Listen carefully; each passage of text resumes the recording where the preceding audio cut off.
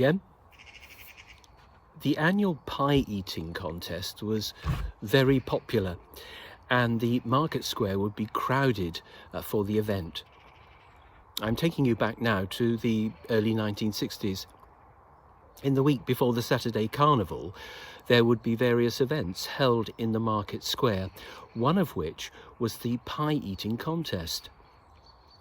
Now, my friend, who would have been about 14 at the time, was an unlikely candidate for the annual pie eating contest. Exclusive school, impeccable manners, and father a prominent businessman.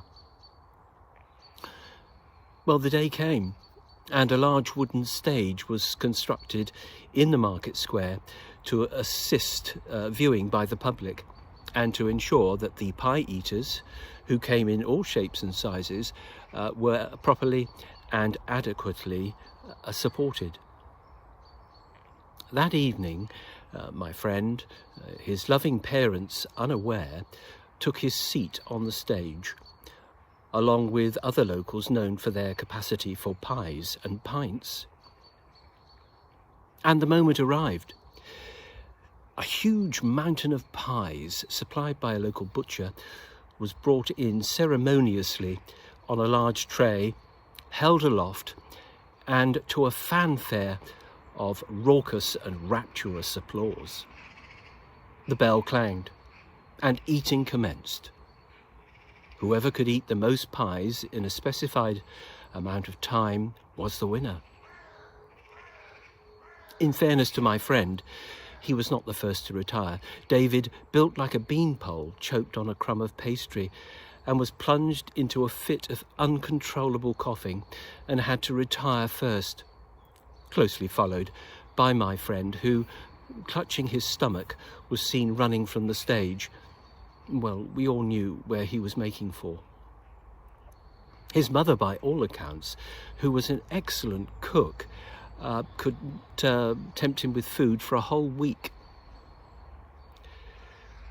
There's usually more than meets the eye, and my friend, refined, virtuously raised, revealed a different side to his character. He made a lasting impression on his friends, and so much so, I can still picture the scene vividly. On a remote track somewhere in ancient Palestine, on the lonely road to Caesarea Philippi, Jesus asked his friend St. Peter, "Who do people say I am?" Now, Simon Peter, probably taken aback, said something quite extraordinary, something like, "You are a special person sent by God. You are the Messiah." Peter saw something in Jesus that many had missed. Simon Peter went beyond the appearance of things into the depth of who Jesus was, and there was more than met the eye. Appearance can be misleading sometimes, and wisely, the life of faith asks us to go beyond the mere appearance of people and things to search at the heart of things. Initial attraction is important in any relationship, but unless there's a meeting of minds and hearts deep down, beyond mere seeing, it's like sand, a fragile base on which to build anything lasting. How appropriate then that Simon Peter, the rock upon which the church was to be built, should discover something beyond the mere appearance of Jesus, entering into the depths of him in whom God was pleased to dwell. Simon Peter witnessed a divine presence. He knew who Jesus really was, and there was more than met the eye. You know, believing in God is about finding depth in everyday things. Having faith means we see the extraordinary in the ordinary.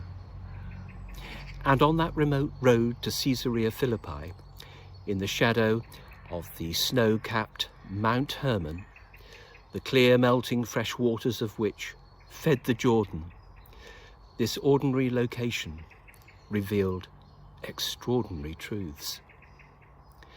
It revealed Jesus as God.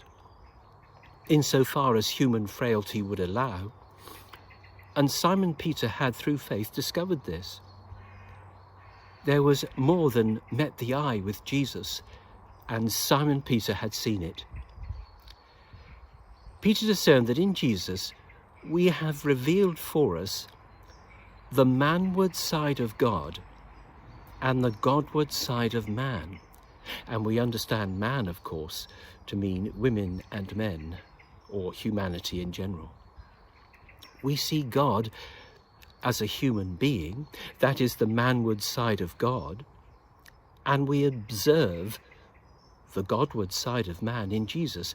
We see a man who has become God, and Jesus is an intermediary holding God's hand and ours at the same time, if you like.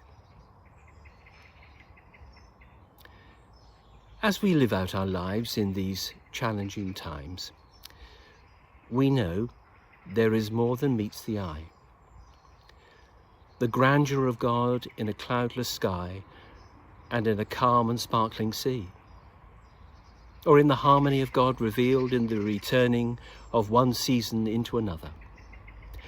The stillness of God seen under a night sky with myriads of stars and a glowing moon.